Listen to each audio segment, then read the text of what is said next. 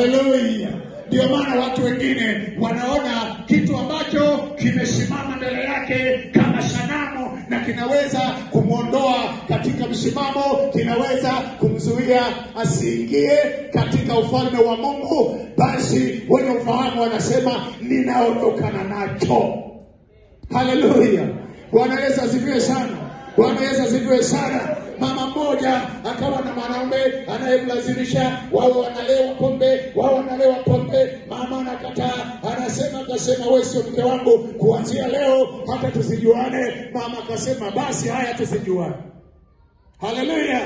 Yeye kabaki na mambo yake na ulevi wake. Lakini kule mama alipokwenda ametulia na Yesu, ametulia na ufalme wa Mungu, acha amebarikiwa. Sema amen. Na ndio neno linasema, hata Paulo anasema, basi ni heri kuingia mbinguni ukiwa chongo. Kama jicho linaweza likaukosesha, moyo jicho, ni bora uingie katika ufalme wa Mungu ukiwa na jicho moja. Watu wanafikiri wanaambiwa waondoe macho haya. Mnanisikia? Mnanielewa? Kuna jambo linaweza kuwa kama ndio jicho kwako.